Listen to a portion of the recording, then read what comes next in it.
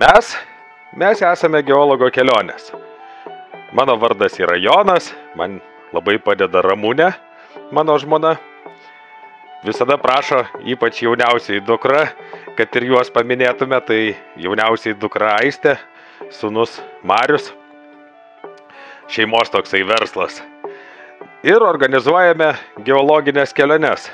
Daug tų kelionių organizatorių įvairiausių dabar yra, tačiau mes turime labai aišku turinį. Visose savo išvykose, ar tai būtų labai tolimos kažkur tai į užsienį ar Lietuvoje, mes kalbamės apie Žemės istoriją.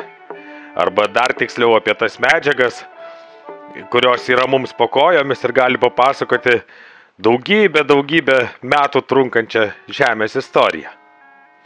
Įdomiausia, kad didžioji dalis žmonių nežino, kas yra geologija, todėl labai dažnai savo keliones pardavinėjame tarsi katę maiše. Žmogus nežino, kas tame maiše ir sužino tik tada, kai sudalyvauja. Bet kai sudalyvauja, tai būna, kad užstringa ir labai ilgam. Keliaujame tiek Lietuvoje, tiek ir į tolimą šalis ir pasidarome tarsi šeimos nariai.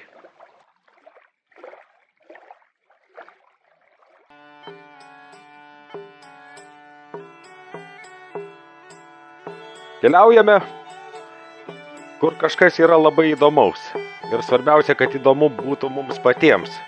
Dėl to, kad kada įdomu mums patiems, tada ir žmogui kartu keliaujančiam bus įdomu. Dar labai man patinka naujos išvykos. Visų pirma dėl to, kad juose susirenka bičiuliai, kurie keliavo jau ne vieną, ne du ir ne tris kartus ir į tolimą šalis jie pasidarė būna labai artimais. Bet kartu kiekviena nauja išvyka tai yra toksai atradimo džiaugsmas. Ir štai kada dalyvauja žmogus tokioje kelionėje, jisai tarsi dalyvauja tame atradime. Pats pasijunta kažkokio svarbaus įvykio dalimi. Tai va tos naujos išvykos yra labai svarbios. Dar kitas dalykas, kad savo keliones galima prilyginti spektaklio rengimui. Sunkus tai darbas, bet kada susirenka žmonės, tai yra savotiškas spektaklis. Už tai labai nemėgstu, kada atsiranda klausiančių, tai kiek čia kilometrų liko, ar ilgai dar čia vaikščiosim ir panašiai. Galima palyginti su spektakliu, kuomet žmogui atsibosta tas spektaklis, taiga ateina jis aktoriam pareiškia, gal laikas jau jum čia baigti. Neetiškai juk nuskambėtų, ar ne? Bet visa tai irgi yra keliavimo intelekto augimas, kuris su kiekviena kelionė, su kiekviena išvyka auga, didėja. Na, galų gale žmonės supranta mūsų mąstymą, mūsų gyvenimo filosofiją ir patys šiek tiek keičiasi. Svarbiausia, kad kelionė kažkiek keistų ir keliaujantį žmogų.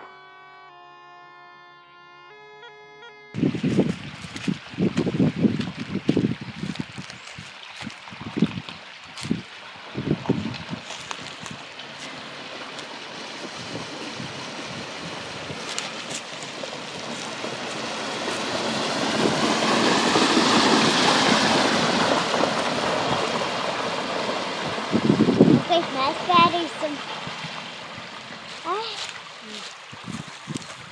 O kaip mes pereisim? Ką?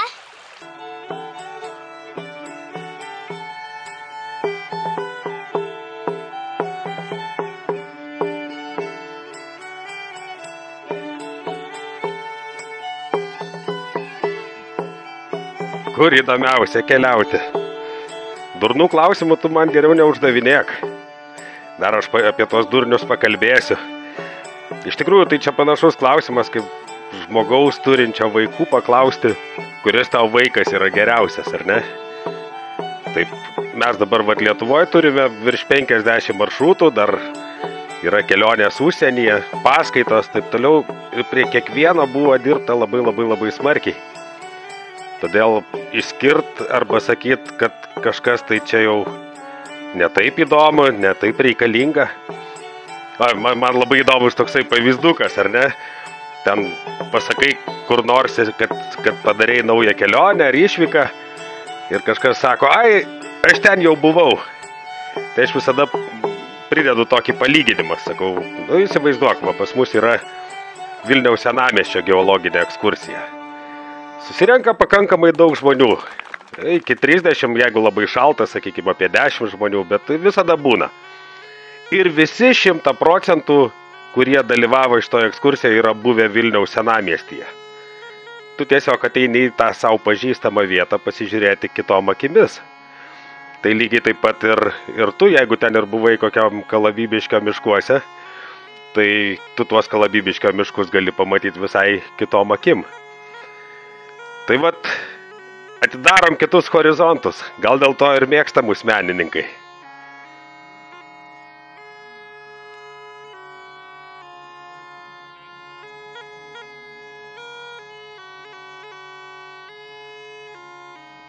Visada sakau, kad labai svarbu yra iš pradžių pažinti savo kiemą, tada kažkaip tai savo kaimą, paskui reikia jau išeiti kažkaip tai už kaimo tvoros.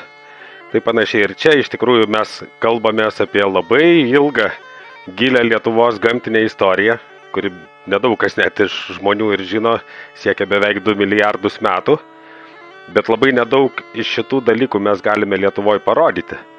Tam, kad tu vaizdingai galėtum pamatyti, kaip kažkokie tai gamtiniai kataklizmai, super dideli, globalūs įvykiai keičia tą mūsų žemelę, ant kurios mes ropojame, ar ne, kaip kirminai. Tai iš tikrųjų tu turi išvažiuoti į užsienį. Čia, sakykim, pamatai tas kalnodaros procesus visus, kaip tos pačios didžiausios žemės jėgos veikia, kaip tos plokštės stumdomos yra ir kas iš to paskui gaunasi. Pamatai skirtingus laikotarpius, skirtingas fosilijas. Pamatai kitus mineralus, kitas uolienas. Vat, pavyzdžiui, man visada labai įdomu, Lietuvoje žmogelis, jis visada sugadinti mes esam, nes mes gyvenam ant biraus grunto, ar ne, ledynų turėjom bent 5 ir jie mums patiekė tą visą pluoštą kažkokių tai birių medžiagų. Mes žinom, kad kastuvą nešies ir visur tu pasikast sliekų gali savo. Iš tikrųjų, didžioji pasaulio dalyje tu susidursi su kieta uoliena, kurios su kastuvu taip lengvai nepamaklevosi. Tai vat iš čia ir gaunasi tas poreikis išvažiuoti, pasižiūrėti, kaipgi iš tikrųjų, kokia iš tikrųjų ta žemė yra. Ne tik ten, kur veikia ledynai. O kartu, kai važiuojam, mes netgi pasižiūrim, kaip veikia ledynai. Aplankom Svanetijos kelionėje net 3 ledynus pamatome. Poliarniai Skandinavijoje, tai prie Stendalino ledyno važiavom. Visur tu matai tuos procesus, tų, kurių negali parodyti arba negali sutikti savo kieme. Bet tai yra prasminga tik tada, kai tu pažįsti savo kiemą. Nes kada tu neturi su kuo palyginti, tai tos kelionės yra, tuštybė, toks pasipuikavimas prieš savo socialinį burbulą.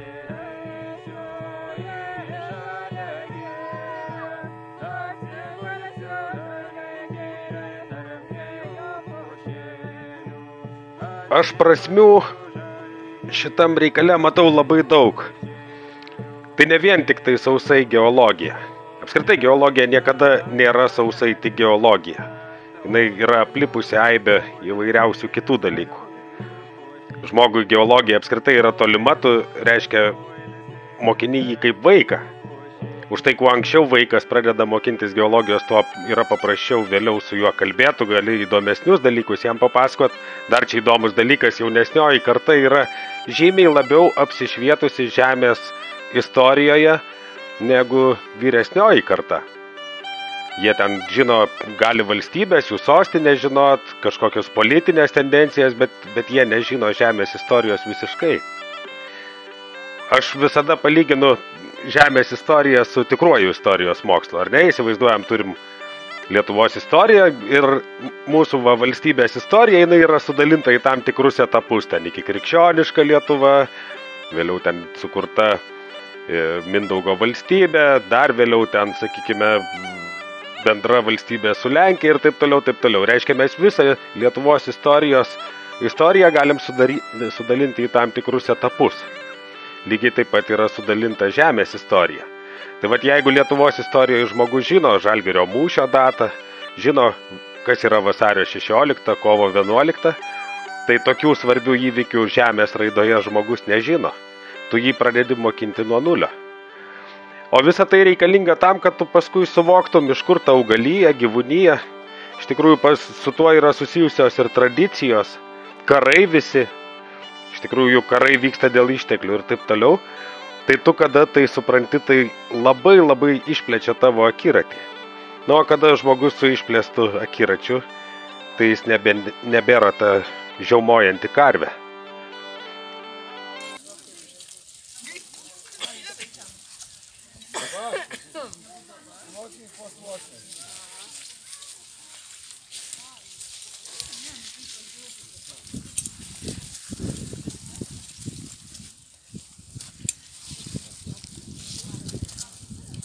Ar matosi geriau, ar tas pats? Matosi. Matosi, kaip kojas vysta. Matosi, kai to įkrista.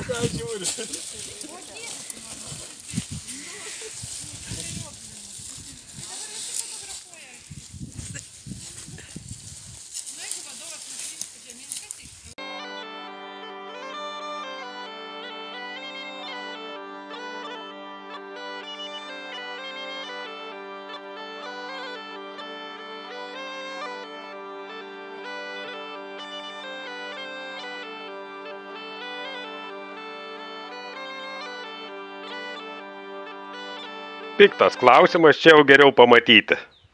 Čia video? Čia video, ne? Taip. Aha. Gamar džobą. Rogoro harbičio. Štai dėl ko verta čia ateiti. Taip. Dėl šitos ramunėlės, va. Nestabdykit, žmonės. Ir dar va dėl šito, va. Prašom. O. Čia tik pradžia. O jūs ten sėdėkit savo apkepusiam asfalte. Taip, Jonai, dėja, šitas paskutinis gurkšnis plėšikiškai bus išgertas mano jau. Musė per pusę. Vos sulaikyti.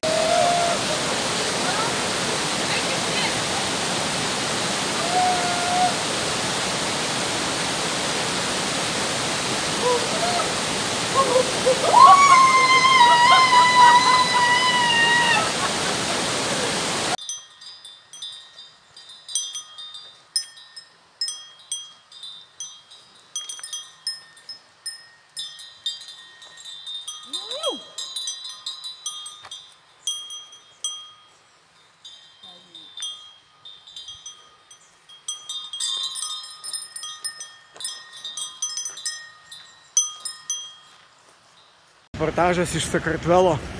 Čia vyksta šiuo metu turistų ieškojimo operacija. Štai va, kurie štai aš juos radau! Jūs išgelbėti!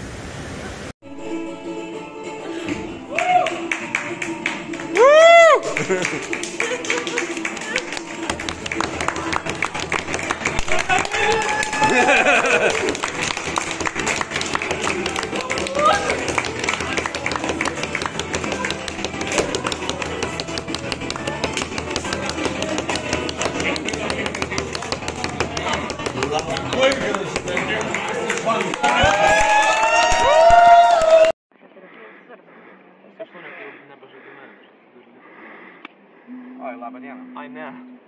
Praleido kažką. Ten buvo daugiau. Viktorai, kaip pas tai reikalai su futbolu?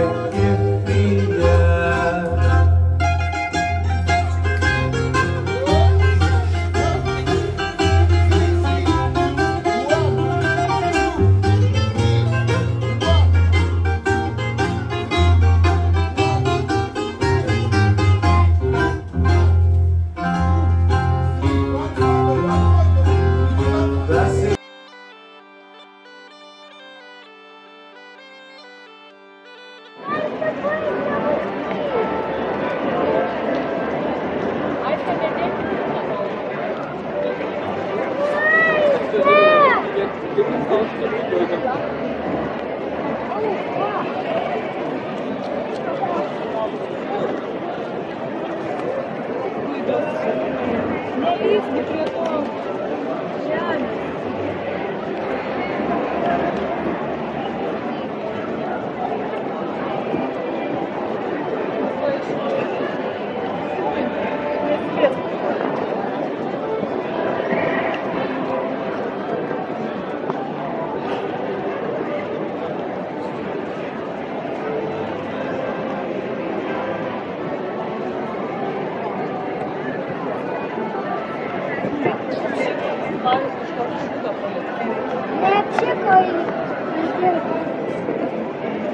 Neimk kaistukę nuo žemės nieko.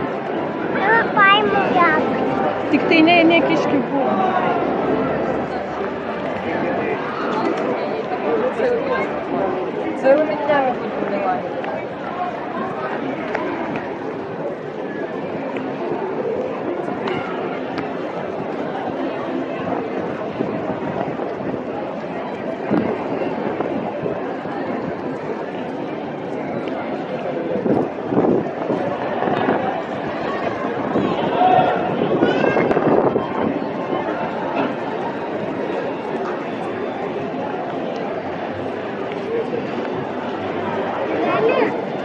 Čia darosi uraganas. Sakai?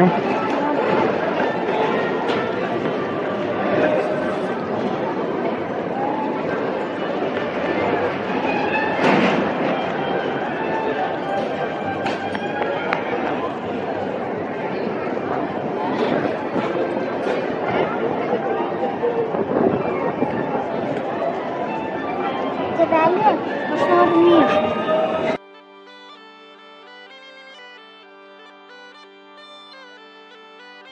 Laikas yra didžiulis apgavikas. Mes visi žinome laiką kaip fizikinį dydį, ar ne? Jis matuojamas, viskas ten aišku, bet jis turi labai daug prasmių. Ten, sakykime, kada kažkas tai tau labai smagu, tai tas laikas labai greitai praeina. Ir atvirkščiai, jeigu kažkas vyksta labai nemalonaus, tai atrodo ten išsitempia. Net lietuviški posakiai yra, netruko visą amžinybę. Arba ten prabėgo kaip sekundė. Reiškia, tai aš labai visada, man tas svarbus dalykas visose gyvenimo aspektuose, kad kažkas tai yra kiekybiškai išmatuojama, bet aibė yra tokių dalykų, kurių mes niekaip išmatuoti negalime. Tai laikas taip pat tam tikra prasme yra toks. Taip pat ir geologijoje. Geologijoje mes turime dvi laiko savokas. Viena ta tokia tikroji išmatuojama, kur mes jau aiškiai žinome ten kažkokias tai laiko ribas, o kita yra tiesiog rodanti, kaip keičiasi įvykiai, įvykių seka. Bet apie šitos dalykus tai mes pasikalbam savo išvykose. Tai pagrindiniai, kodėl jūs matėte ten tą ilgą filmuką juokingą, tai pagrindiniai tie tokie laiko išdavikai, kai tu stengiasi, kad tas laikas sustotų, ar darbe, ar mūsų išvykose ar gyvenime, tai vaikai yra tie, į kuriuos tu žiūrėdamas, tu matai, kad jis nė velnio nesustojęs, tu matai, kaip jie auga, kaip keičiasi ir visos laiko paslaptys būna išduotos.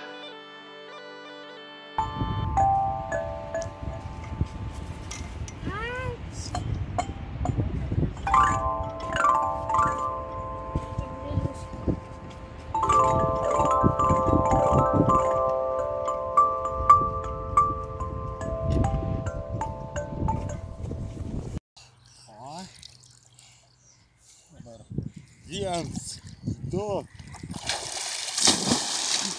Kaip tik geriausiai gavosi gal. Visai dabar atsistoju ant dugno. Labai aukštai iššokai. Vėl noriu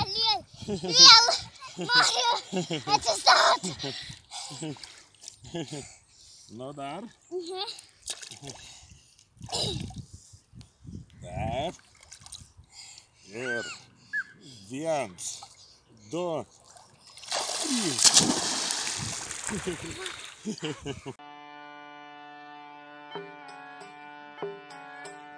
Apie pakilimą nėra turbūt dar net ir kalbos.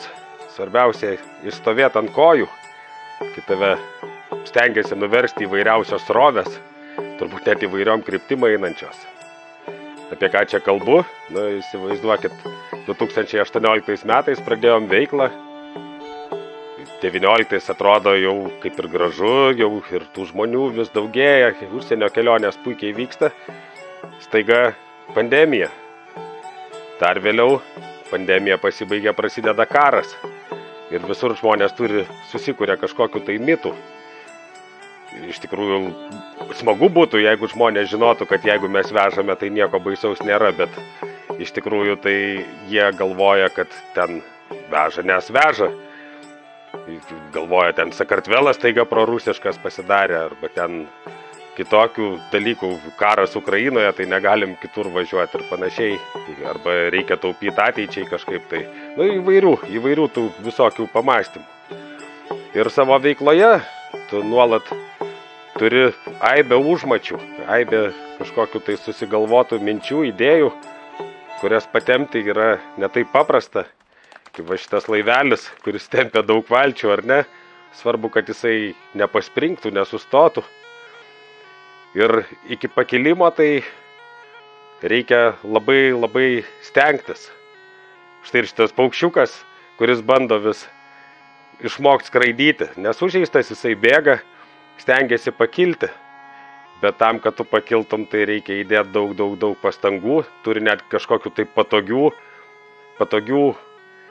akimirkų atsirasti. Tramplynų, nuo kurių gali atsispirti. Taip, kad iki to pakilimo dar toli ir iki dangaus toli, o greičiausiai tai jo ir niekada ir nepasieksime.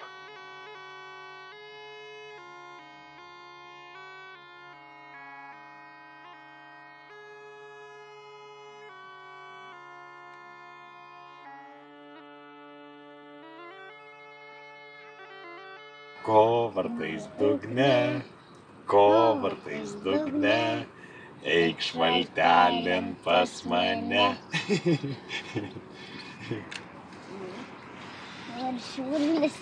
Dabar turi ateiti jau ešerys.